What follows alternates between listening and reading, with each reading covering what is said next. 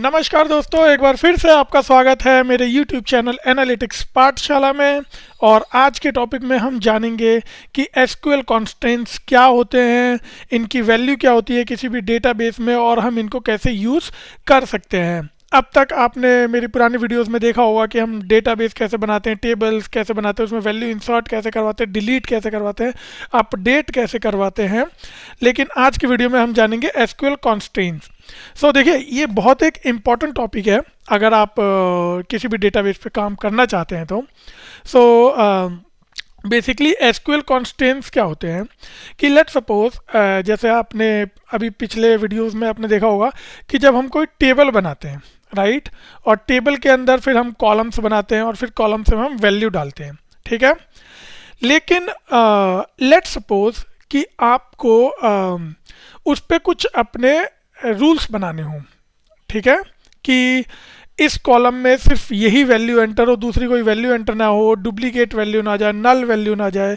तो इस तरीके की चीज़ों को हम बोलते हैं एसक्यूएल कॉन्स्ट्रेंट्स, ठीक है। So basically SQL constraints are used to specify the rule for the data in a table, right, और अ कॉलम, ठीक है। तो बेसिकली क्या होता है कि constraints are used to limit the type of data that can go into a table, right.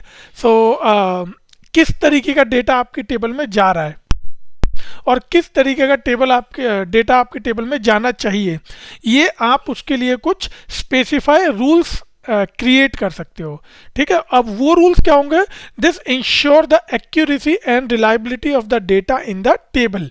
तो जैसे आपने बोल दिया कि यार इस टेबल में सिर्फ XYZ कंपनी का ही डेटा जाना चाहिए, तो सिर्फ वही डेटा जाएगा। अगर कोई दूसरा डेटा जाएगा तो वो क्या करेगा, उसको एंट्री नहीं देगा। तो इससे क्या होगा, आपके डेटा की एक्यूरेसी और रिलायबिलिटी दोनों ही बढ़ जाएंगी, ठीक है।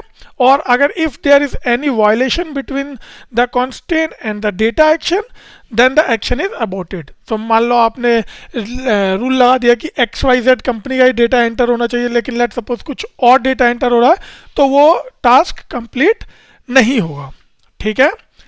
So basically constants can be a column level और अ टेबल लेवल। मैंने आपको बताया, आप या तो होल टेबल पे लगा सकते हैं या किसी स्पेसिफिक कॉलम पे लगा सकते हैं। So column level constants apply to a column and table level apply to the whole table, ठीक है।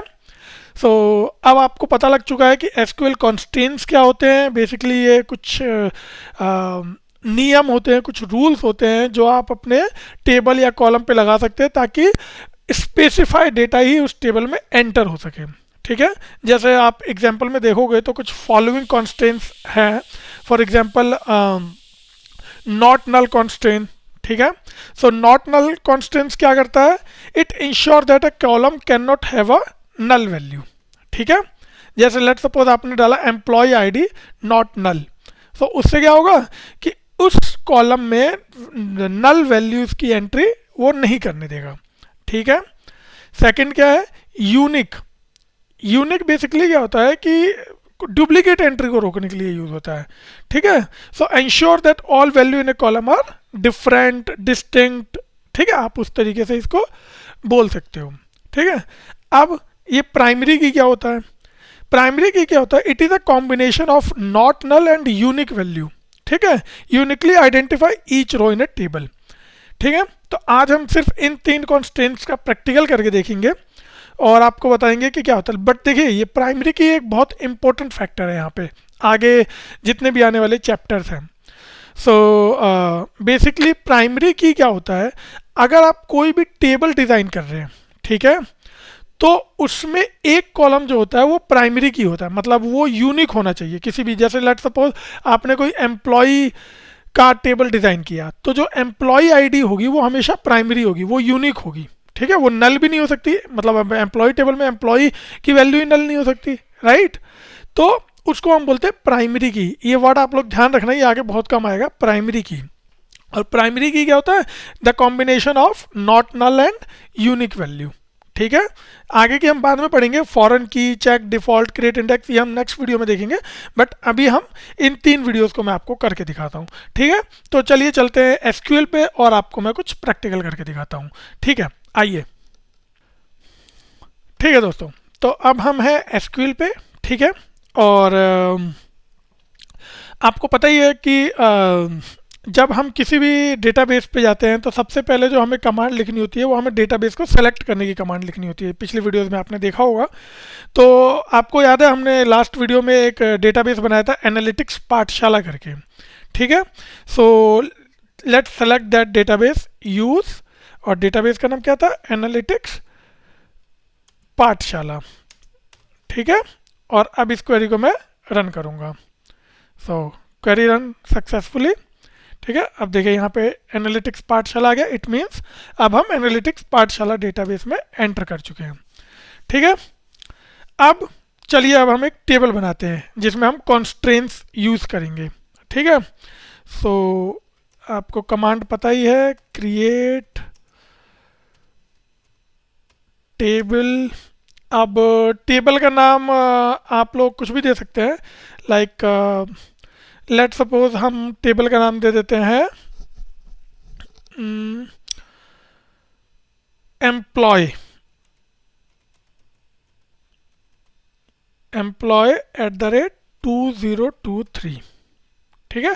ये हमने टेबल का नाम दे दिया।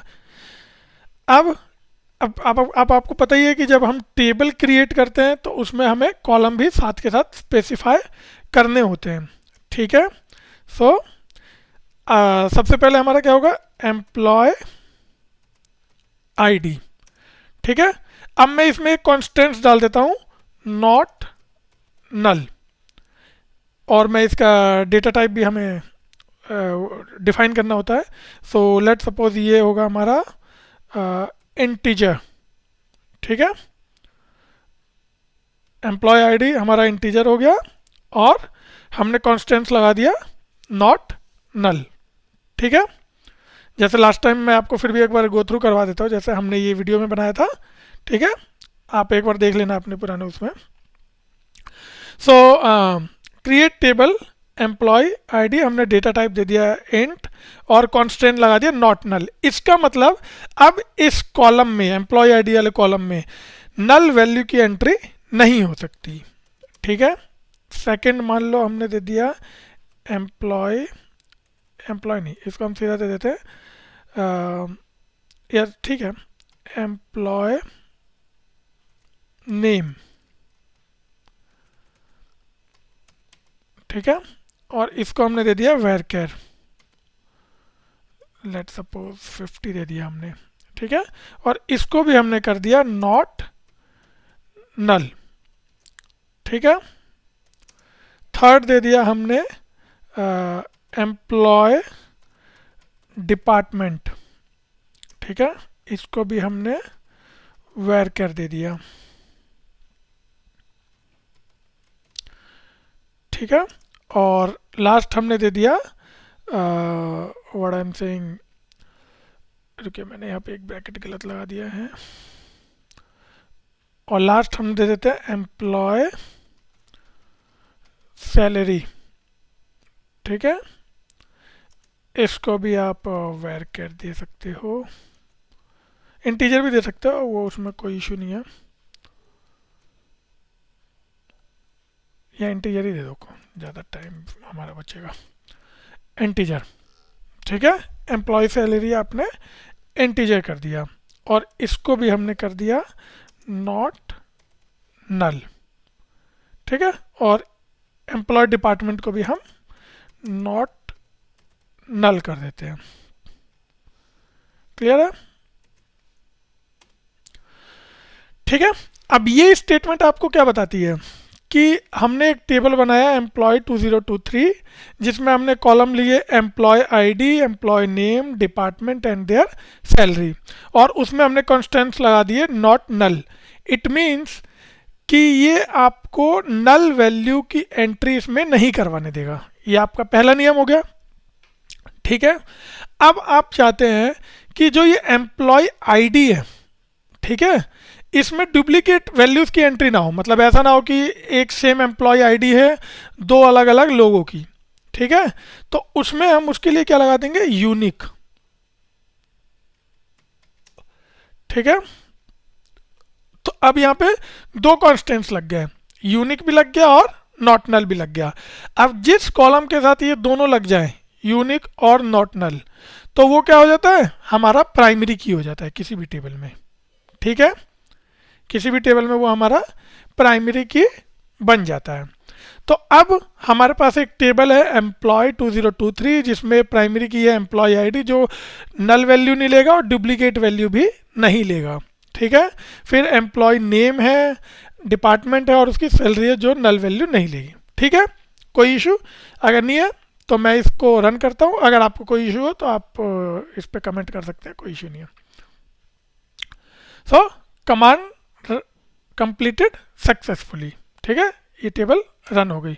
चलिए अब हम चेक करके देखते हैं, और चेक करने का कमांड मैंने आपको बताया था, सेलेक्ट एस्ट्रिक फ्रॉम, अब टेबल का नेम क्या है, एम्प्लॉय 2023। ठीक है, और अब इसको हम रन करेंगे। ये देखिए, सो ये टेबल क्रिएट हो चुकी है जिसमें आपको दिख रहा है employee ID, employee name, department और सैलरी। ठीक है, इतना क्लियर है। अब हमें इसमें वैल्यू इंसर्ट करवानी है इस टेबल में। सो कमांड आपको पता ही है, इंसर्ट इनटू। ठीक है, किसमें वो करवाना है, एम्प्लॉय वाली टेबल में। क्लियर। अब जैसे हमने यहाँ पीछे करवाया था, आप लोग को याद है ना, तो उस तरीके से। सो इंसर्ट इनटू एम्प्लॉय आईडी, और यहाँ पे क्या है, वैल्यूज। सो अब एम्प्लॉय आईडी लेट सपोज आपने ले लिया 1001। ठीक है, देन एम्प्लॉय नेम ले लिया, मान लो आपने विनय ले लिया लेट सपोज। ठीक है, ये सेम है जो मैं आपको फिर भी एक बार वो करवा देता हूँ गो थ्रू, जैसा हमने पिछली बार किया था। ठीक है, क्योंकि मुझे पता है आप लोग बार बार वीडियो देखोगे नहीं, बट ठीक है, देख लोगे तो बेस्ट है, बट ठीक है। सो एम्प्लॉय नेम विनय हो गया हमारे पास, उसके बाद comma department. So department let suppose software department है ये। ठीक है, सॉफ्टवेयर। ठीक है, मैं नेम भी उसमें लिख देता हूँ। ठीक है, सॉफ्टवेयर डिपार्टमेंट हो गया, और सैलरी हो गई लेट सपोज उसकी 30,000। ठीक है, तो अब इंसर्ट इनटू एम्प्लॉय, और वैल्यू में मैंने ये वैल्यूज डाल दी। अब मैं अगर इसको रन करवाऊंगा तो देखिए 1 रो इज अफेक्टेड। अब मैं ये सेलेक्ट कमांड दोबारा आपके सामने चलाऊंगा तो ये देखिए एम्प्लॉय आईडी और वो सारी चीज़ें इंसर्ट हो गई। ठीक है, तो इस तरीके से हमारी चीज़ें चलेंगी। अच्छा, चलिए अब हम अपना कॉन्स्ट्रेंट्स जो है उसको वेरीफाई करते हैं। तो वो कैसे करेंगे, जैसे मान लो 1001 है। अब मैं क्या करता हूँ, इसमें विनय की जगह मैं लिख देता हूँ अनूप। ठीक है, बाकी सारी चीज़ें मैं सेम रखता हूँ। अब क्या होगा कि सेम आईडी की एंट्री हम दोबारा करवा रहे हैं विथ डिफरेंट नेम, पर जो हमारा लॉजिक कहता है कि क्योंकि ये एम्प्लॉय आईडी यूनिक होनी चाहिए तो इस रो की एंट्री वो नहीं करने देगा। चलो हम करके देखते हैं क्या बोलता है ये। देखो एरर दे दिया। क्या एरर दे रहा है, वायलेशन ऑफ यूनिक की कॉन्स्ट्रेंट। ठीक है, कैन नॉट इंसर्ट डुप्लीकेट की इनटू द ऑब्जेक्ट। ठीक है, तो एरर पढ़नी भी आपको अच्छे से आनी चाहिए। क्लियर है। तो अब मैं जैसे लेट सपोज यहाँ पे 1002 कर देता हूँ, तो अब ये क्या करेगा, इसको सर्ट करवा देगा। देखो करवा दिया। अब मैं इसको रन करता हूँ, ये देखो आ गया, अनूप की भी एंट्री हो गई। क्लियर है। ठीक है दोस्तों, तो अनूप की भी एंट्री इसमें हमारी हो गई है। ठीक है, अब लेट सपोज मैं एक नई एंट्री करता हूँ विथ 1003। इसको मैं नाम दे देता हूँ कुछ भी दे दो आप, अखिल दे दो, और लेट सपोज इसकी सैलरी हटा दो आप, ठीक है। तो क्या ये क्वेरी चलेगी? बिकॉज हमने ऑलरेडी इसको सेट कर रखा है। तो ये देगी हमें एरर, देखो कॉलम नेम और number supplied value does not match the table definition, ठीक है।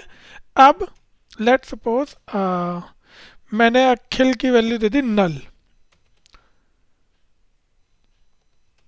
नॉट लाइक दिस, ऐसे दे दूँ, मान लो ब्लैंक दे दूँ, तो ये ब्लैंक हमारी चल जाएगी, क्योंकि नल और ब्लैंक दो अलग अलग चीज़ें होती हैं, ठीक है। यहाँ कॉमा रह गया, मैं कॉमा दे देता हूँ, ठीक है।